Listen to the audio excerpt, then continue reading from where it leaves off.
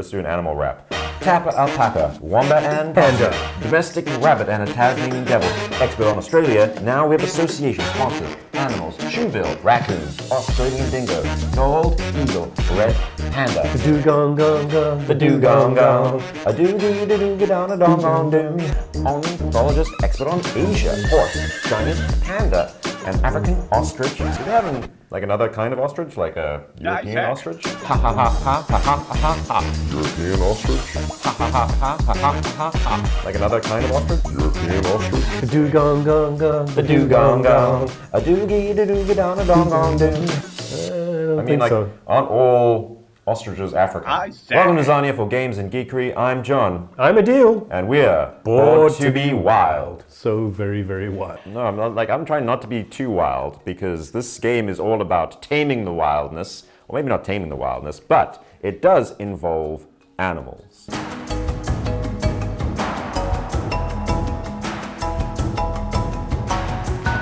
And today we're reviewing Ark Nova. Ark Nova, which is a game about what now? Building a zoo? Building a zoo. Building a zoo. Building a zoo. This game, a lot of moving parts and a lot of cards. How many cards are there? Oof, I should know this, but it's more than 100.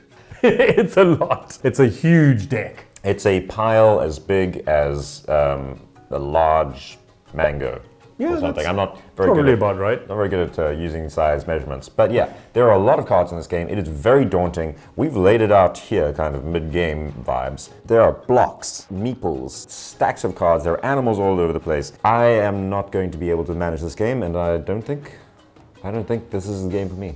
I think you should give it a try, John. Maybe unlikely that a game as heavy as this, as hyped as this one, is going to be something that'll tickle your fancy, but maybe give it a try. I'll do it, but only if you can tell me, will there be wombats?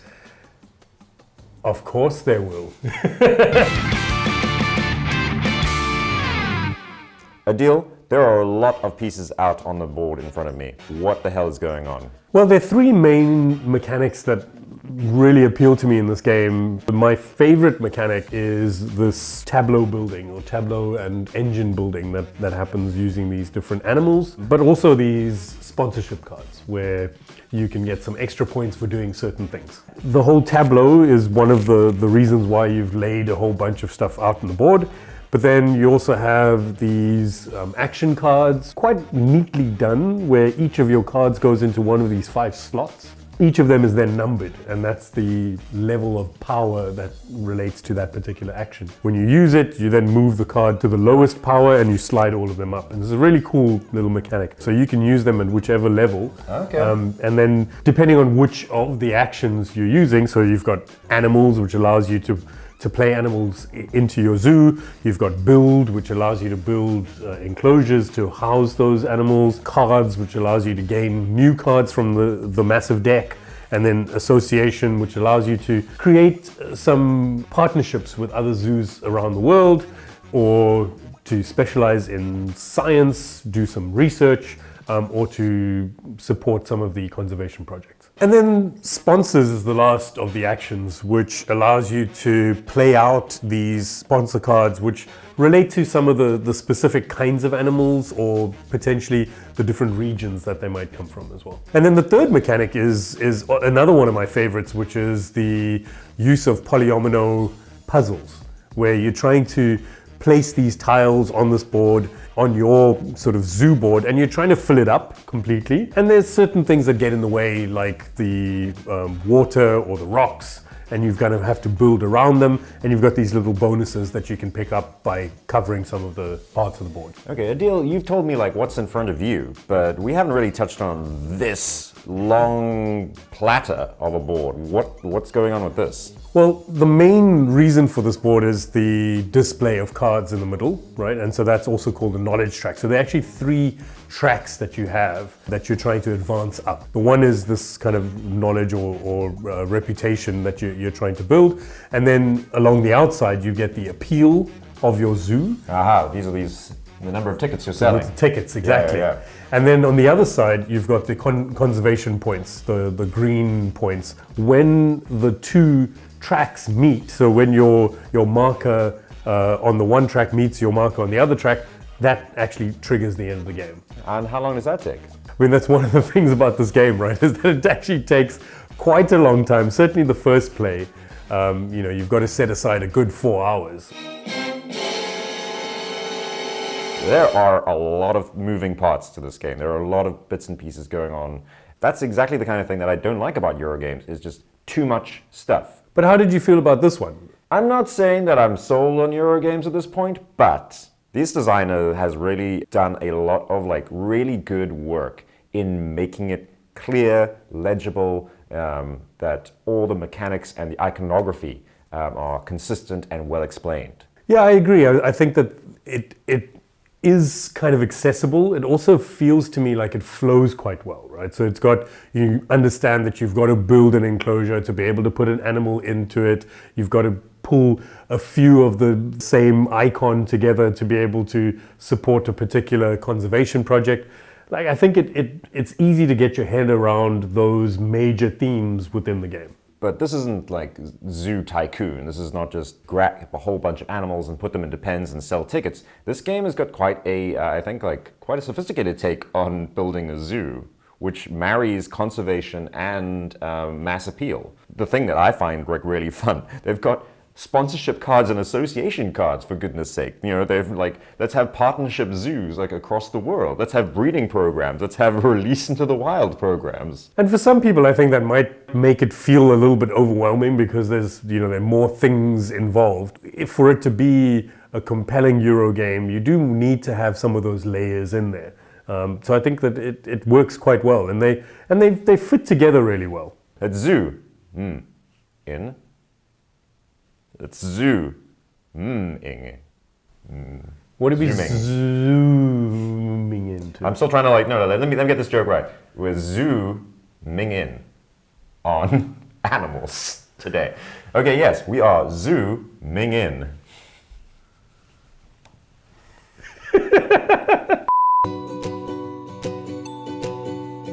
First of all, you've laid out already the general mechanics of the tableau and the engine building. I want to talk about the set building aspect of how some of these things work together. Right. So you get these animals, Yep. And you get conservation and all these points, but each animal has a bunch of attributes. They can be a herbivore, reptile, bird, carnivore. Am I missing something? There are a few others, so like petting zoo animals. And bears. And bears, of course. Bears are a big one. Gotta have bears. Yep. Love it. And these sets are what are used to trigger certain conditions for your conservation projects. So for instance, we've got here a little herbivore project. It requires you to have many herbivore icons in your little zoo.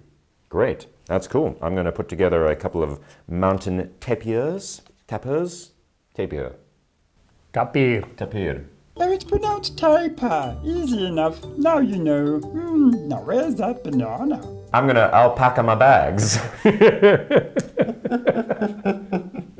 But of course, we have here my favorite card. The wombat. This is a beautiful wombat. And also, did not know this, it is Wombatus ursinus, which means, I guess, wombat bear. And do they classify it as a bear? No, it's actually not class. It's just a herbivore from Australia. Is it a marsupial? I thought marsupials don't exist. No. Marsupials are real. Australia is made up. I've been to Australia. It's definitely not made up. It's definitely made up. What you went to was a small soundstage in Ohio. Yeah, that they repurposed after they shot the moon landings. Yeah, yeah. They just trying to trick people into thinking that the world is round. Oh, wow. Yeah. There's so much in that. I don't know if we're going to unpack all of that right now. I was determined not to enjoy it. You whipped out this game, huge board, loads of pieces, moving parts all over the thing, and a stack of cards taller than a wombat. So, no, I was not expecting to enjoy this game. But I did. Whoa. I did, and on the replays, I enjoyed it more and more. I think this game works best with fewer people. I think 2 players, 3 players at most. I think, how many people can you play up to? 4. Up to 4, yeah. I would settle on doing this as like a nice 2-player game. You also need to get into just used to the game because card distribution is quite a big factor. But also randomness as well. I don't know. What cards come is so important to like what you're trying to build. You know, and I think I got stuck a couple of times being determined to get a wombat into my zoo that I messed up a lot of point getting. And this is how, you know, the wombats can just be kind of one of the cruelest species.